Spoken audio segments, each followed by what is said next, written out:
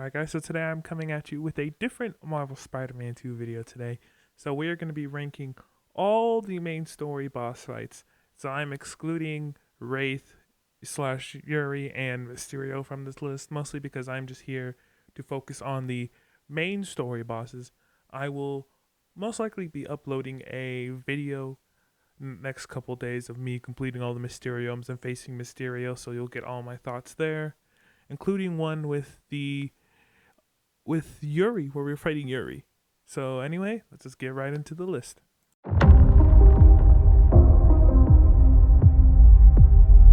Alright, so the very first boss on the list, we have Sandman, which I have him at a 10 out of 10, but I feel like you could put him a 9, 8, and I wouldn't argue. But I think he does his job as being an opening mission very well. There's a lot of spectacle, though me replaying it the second time, there's not a lot of mechanical depth to it, but it's the opening mission. It's sort of teaching you like the mechanics of the game. So it's like, it can pass for not being mechanically depth. But it also shows, I think, very well at this point with how long Miles has been Spider-Man, how well he and Peter can work together in a situation like that.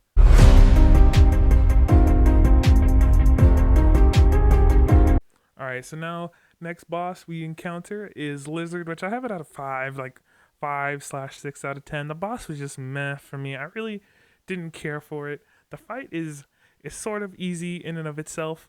The only time you could say it gets challenging is towards the end after the whole chase scene where Lizard has that shout that can cripple you at least for a little bit, but even then it's not that much that you have to deal with. You really just have to dodge it, and then that's really it.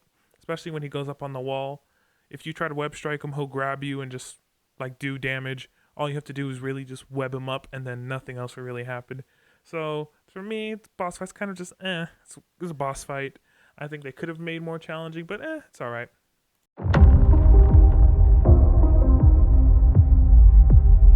All right, so for the next boss fight, I have Martin Lee slash Mr. Negative. I like an 8 out of 10, though I feel like you could put it at a 9, and I wouldn't argue the point with that. I don't want to give it like a full 10 out of 10 because I like the boss fight, but I don't know. For me, it was just the reason I probably don't put it at a 10 out of 10 and I say a 9 is mostly just the fact, at least for me, he felt very like aggressive. I feel this boss tested like how well you learned the difference between like the crush moves, the parry, and just regular dodge. Because if you're not paying attention, he can hit you with a good couple of moves and knock your health low like pretty fast if you're not paying attention. But other than that, I love the story like thematic wise and where it is, because at this point Miles is telling everyone, yeah, I don't want revenge against him, but you can clearly tell that's what he wants.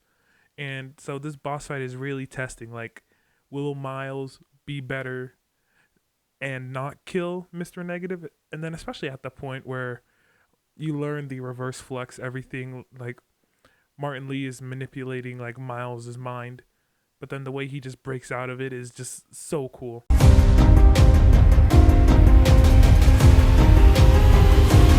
Alright, so the next boss fight we have is Kraven. I put like technically version 1, even though it's like the first boss fight.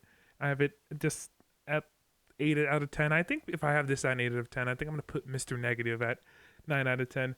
For me, like this boss fight, it was everything Act 2 was building up to, which I think it did very well, but at least for me, challenging wise, it really wasn't that challenging for me. It's just, I don't know, I'm so used to like the Spider-Man 1 like and Miles Morales combat mindset where like you can sort of just go in, all you really have to do is dodge and you'll be fine. Sometimes I get too wrapped up in just dodging, I forget, oh yeah, I also have to parry. I also have to just flat out dodge and not just like do a little small like dodge, like just jump and I'll avoid a move. So that's mostly where I feel I like struggled. Even still, like after beating the game, sometimes I'm still in such the mindset of, oh, just dodge everything, you'll be fine. And even then, this boss fight, as I said before, isn't really challenging. But once you get into the second phase where the hunter dogs come out and are able to disable your abilities, they can sort of throw you off the game. But if you can take them out fast enough, you don't have a problem against Kraven at all.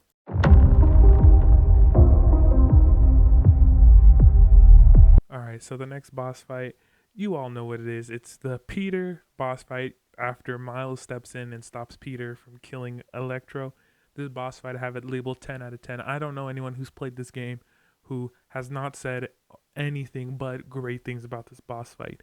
The dialogue, the music, everything about it is just perfect. They even kept the bell in from the Kraven boss fight that you could use on Peter, but it's like, if you ring the bell, it's gonna interrupt the dialogue, and you don't want that to happen. So you sit there, even if Peter's giving Miles the 1-2, you don't want to ring that bell. You want to hear the dialogue go, and everything's amazing, just from the cutscenes to everything about this boss fight is just great. And I think this is Insomniac's, from what I've played from their games, one of their best like boss fights of any game I've ever played.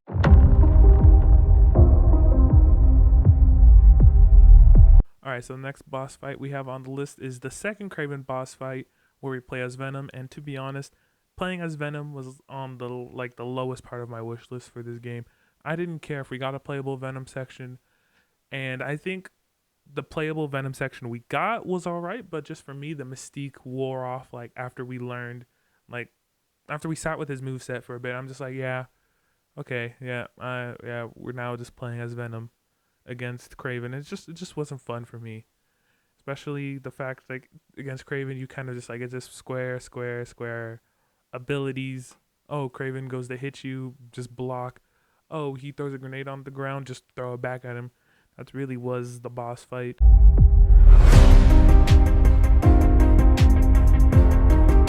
And the next boss fight after the Kraven is Scream. 8 out of 10 is my ranking for this boss fight. And I think it's alright dialogue-wise. I think it's great at showing MJ's inner thoughts when it comes to Peter and her place in his life between Peter Parker himself and Spider-Man. Though gameplay-wise, I feel it goes just for a phase too long. I feel the boss fight just slightly overstays his welcome. But other than that, I enjoyed the boss fight a lot.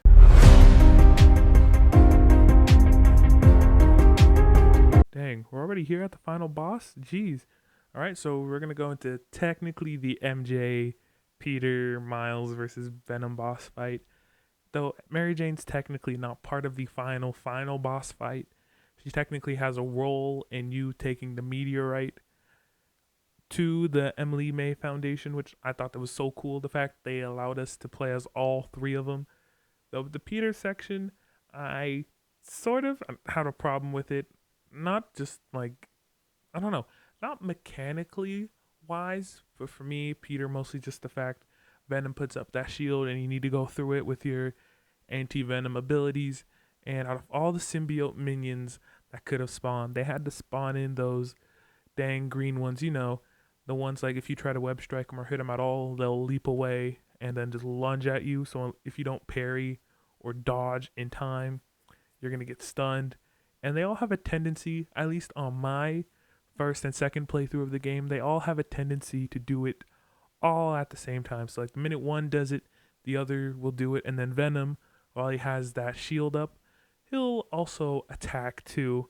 And that actually got me killed my first playthrough around, given I really didn't have a lot of these suit tech skills leveled up. But even on my second playthrough, my second go around, it was still pretty tough, not as much as before, mostly because my first round I took the anti-venom punch instead of the bomb, which I felt the bomb was a lot better crowd control wise.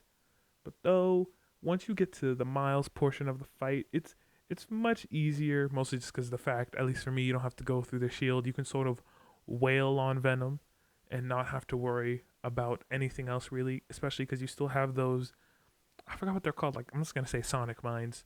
They may have been something else, or Sonic Burst or whatever, especially because you have that too. It just makes the Miles section a whole lot easier. And the fact, I feel as well, his Venom, it may just be me, but I feel like his powers, his abilities recharge a lot faster than Peter. I don't know, it may just be me, but that's just how I see it. Alright, that's it for this video. Thank you all for watching this far. And if you have, please like and subscribe. And while you're down there, please follow all my socials where you'll see me active, though I'm mostly active on Twitter. And while you're down there, follow my Twitch, where I absolutely want to stream more. It's just with me, some pre-planned things coming up, I won't be able to. But once all that stuff is done, I will try to make an effort to stream more. Hopefully, fingers crossed. That's it for this video, and I'll see you all next time. Happy gaming. 'Cause I'm taking the